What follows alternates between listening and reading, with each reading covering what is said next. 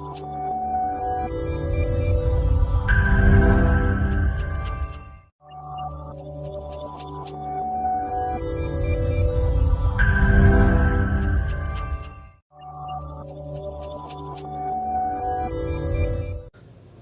আলাইকুম প্রিয় শিক্ষার্থীরা,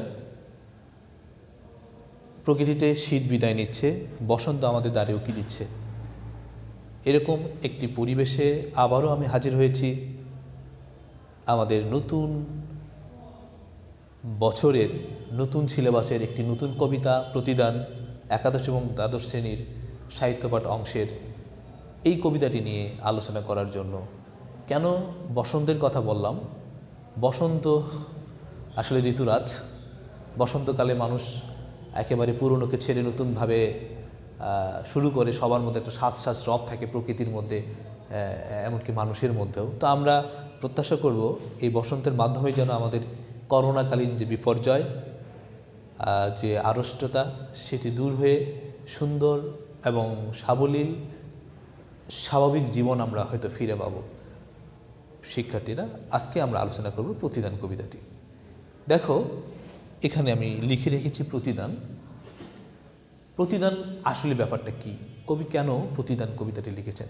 এর আগের ক্লাসে আমরা প্রতিদান কবিতার লেখক জসিমউদ্দিন সম্পর্কে আলোচনা করেছিলাম, নিশ্চয়ই তোমাদের মনে আছে।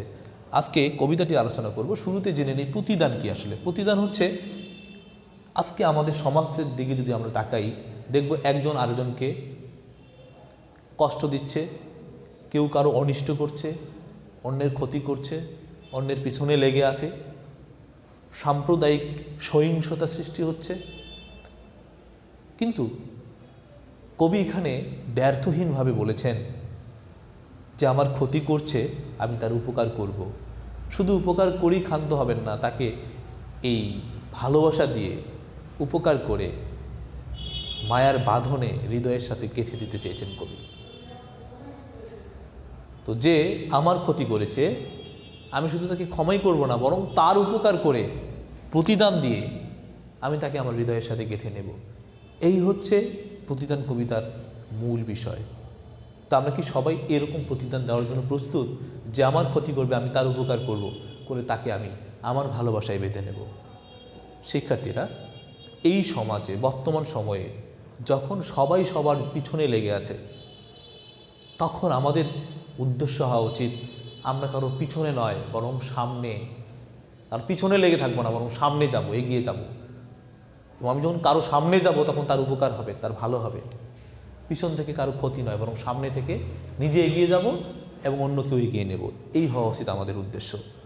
তো আজকের সমাজে প্রেক্ষিতে এই কবিতাটি অত্যন্ত গুরুত্বপূর্ণ। শিক্ষার্থীরা, তোমরা জানো, তোমাদের সময় থেকেই এই কবিতাটি সিলেবাসে অন্তর্ভুক্ত হলো প্রথম।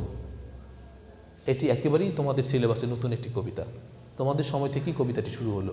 তো আমরা এই কবিতার মূল ভাব এবং কবিতার লাইনগুলো বিশ্লেষণ করে পড়ার চেষ্টা করছি। এখন প্রথমে আলোচনা করলাম কবিতাটি কোন বিষয় নিয়ে লিখেছেন আমাদের পল্লী কবি জসিমউদ্দিন। এখন আমরা যদি এই লাইনগুলি বিশ্লেষণ করি, তাহলে দেখো, আমার এ ঘর ভাঙিয়াছে যেবা, আমি বাঁধি তার ঘর।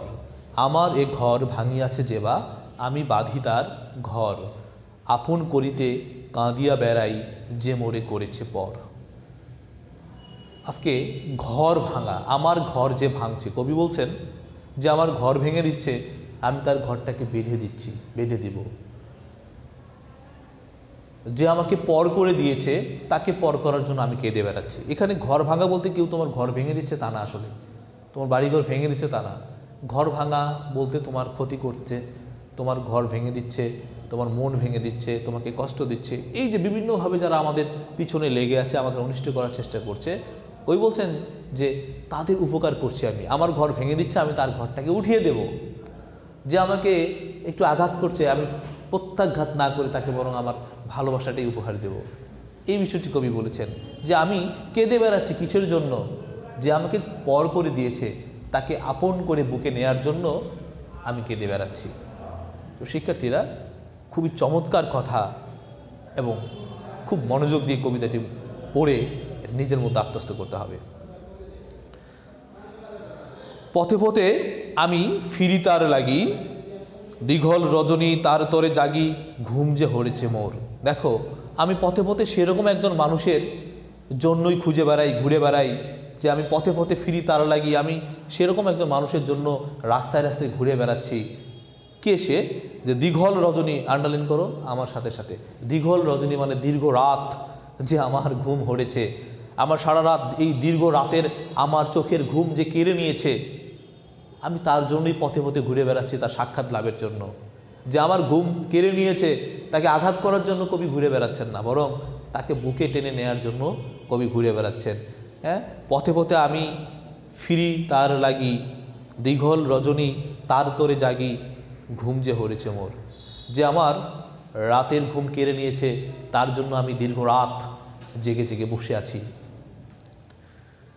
আমার এ ঘর ভাঙিয়াছে যেবা, আমি বাঁধি তার ঘর। এই কবিতাকে চমৎকৃত করেছে এই লাইনটির পুনর্বার ব্যবহার, অর্থাৎ আমার এ ঘর ভাঙিয়াছে যেবা, আমি বাঁধি তার ঘর। একটু পরপর এই লাইনের ব্যবহারটা কবিতাটিকে আরও সুন্দর করেছে, এর অলঙ্কারটাকে আরও পরিশুদ্ধ এবং কি বলা যায় যে অলঙ্কৃত করেছে আরও সুন্দরভাবে। যাই হোক, তার পরের লাইন দেখো, আমার এ কুল ভাঙিয়াছে যেবা, আমি তার কুল বাঁধি, জেগেছে বুকেতে আঘাত হানিয়া, তার লাগি আমি কাঁদি। যে মরে দিয়েছে বিষে ভরা বান, আমি দেই তারে বুক ভরা গান। দেখো, আমরা এই পর্যন্ত একটু আলোচনা করি। আমার এই কুল ভাঙিয়াছে যেবা, আমি তার কুল বাঁধি। কুল বলতে এখানে কি বোঝাচ্ছে? আমার তীর, আমার কুল, আমার নদীর একুল ওকুল, দেখো না তোমরা, একুল ভাঙে ওকুল গড়ে। তো বলছে একুল আমার পক্ষ, আমার এই কুলটাকে যে ভেঙে দিচ্ছে, আমার জীবনের কুল, জীবন নদী, তাই না? জীবনকে কিসের সাথে তুলনা করা হয়? নদীর সাথে। পৃথিবীকে কিসের সাথে তুলনা করা হয়? নদীর সাথে।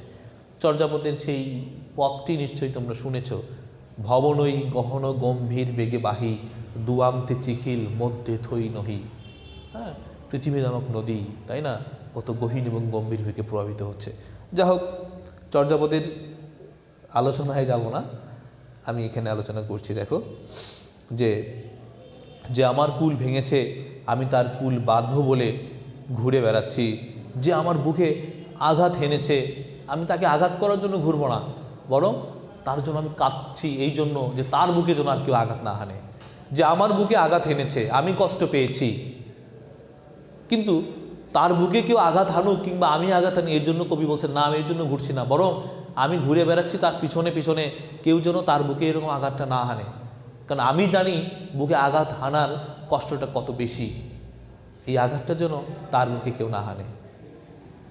আচ্ছা, যে মরে দিয়েছে বিষে ভরা বান, আমি দেই তারে বুক ভরা গান। কি চমৎকার! কেউ তোমাকে বান মেরেছে, তীর মেরেছে, আঘাত করেছে, তোমার বক্ষ বিদীর্ণ করেছে বিষে ভরা বান দিয়ে। যে বান তোমার বুকে বিঁধেছে সেটা বিষে ভরা বান। এই বিষাক্ত বানে তোমার হৃদয় জর্জরিত হয়ে গেছে। তো এই বিষে ভরা বুক নিয়ে তুমি তাকে কি করতে পারো? উল্টো তাকে আঘাত করতে পারো, তার বুকেও একটা বিষাক্ত বান তুমি ছুঁড়ে মারতে পারো। কবি কি বলেছেন? না, বরং আমি এক বুক ভালোবাসার গান নিয়ে তার সামনে হাজির হব, তাকে আমি আমার ভালোবাসার গান শোনাবো। তাহলে যে আমাকে বুকে বিষে ভরা বান দিল, তাকে আমি এক বুক ভালোবাসার গান নিয়ে উপহার দেব, প্রতিদান হিসেবে তাকে ভালোবাসা দেব। বুঝতে পেরেছ? তাহলে আবার বলি, লাইনটি কি বলেছে? যে মরে দিয়েছে বিষে ভরা বান, আমি দেই তারে বুক ভরা গান, ভালোবাসার গান। কাটা পেয়ে তারে ফুল করি দান, সারাটি জনম ভর। সারাটি জনম সে আমাকে কাটা দিয়েছে, বা যে আমাকে কাটা দিচ্ছে, কাটার বদলে আমি তাকে কাটা না বরং ফুল দিব। সারাটি জীবন যে কবিকে কাটা দিয়েছে, কবি তাকে ফুল দিতে চেয়েছেন, ভালোবেসে ফুল দিতে চেয়েছেন। কাটার প্রতিদান যেন কাটা না হয়, এই প্রতিদানটা যেন কি হয়? ফুল হয়। তাই কবি বলেছেন, কি বলেছেন দেখো, কাটা পেয়ে তারে ফুল করি দান, সারাটি জনম ভর। আপন করিতে কাঁদিয়া বেড়াই, যে মরে করেছে পর। যে আমাকে পর করে দূরে ঠেলে দিয়েছে, যে আমাকে তার কাছে থেকে সরে দিয়েছে, আমার অন্তরে আঘাত দিয়েছে, আমাকে দূরে ঠেলে দিয়েছে, আমি সেই মানুষটিকে আমার আপনজন করার জন্য ছুটে বেড়াচ্ছি। আপন করিতে ছুটিয়া বেড়াই যে মরে করেছে পর। তাহলে যে তোমাকে আপন করেছে, কবি আবার এটা ভুল বোঝো না, তাহলে তোমার যে আপনজন যে তোমাকে কাছে টেনে নিয়েছে তাকে তুমি আবার দূরে ঠেলে দিয়ে যে তোমাকে পর করেছে তাকে কাছে টানবে, ব্যাপারটা কিন্তু তা না। যে তোমার কাছে তার প্রতিদান তো তুমি দিবেই, বরং যে তোমাকে দূরে ঠেলে দিয়েছে সেই মানুষটিকেও তোমাকে বুঝিয়ে দেওয়া দরকার না তুমি এরকম মানুষ নও, দূরে যাওয়ার মতো মানুষ তুমি নও, বরং তাকে উপকার করে প্রতিদান দিয়ে ভালোবাসা দিয়ে বুঝিয়ে দিতে হবে না, তোমাকে তার কাছে টানতেই হবে। তো এই পৃথিবীতে তোমরা আবার বিষয়গুলোকে অন্যভাবে নিও না, এটা হচ্ছে মানবতার কথা, এটা হচ্ছে অসাম্প্রদায়িকতার কথা। এই পৃথিবীতে যাদেরকে আমরা দূরে ঠেলে দিই, দূরছাই বলি, সেই সমস্ত মানুষদেরকে কষ্ট দেই। আমাদের উচ্চ বর্ণ নিম্ন বর্ণের ব্যাপারগুলি থাকে, ধনী গরিবের ব্যাপারগুলি থাকে, তাই না? আমাদের এখানে জাত্যভিমান থাকে, এই বিষয়গুলোর উপর কিন্তু এখানে ইঙ্গিত দেওয়া হয়েছে। হ্যাঁ, তো এখানে ভালোবাসা বলতে প্রেম ভালোবাসা দিয়ে কাউকে দূরে ঠেলে দিবে, আর কেউ আঘাত পেয়ে তাকে আবার কাছে টেনে নেবে, ব্যাপারটা কিন্তু নিছক এরকম কোনো কাহিনী নয়। তো বিষয়গুলো বোঝার চেষ্টা করবে আশা রাখি।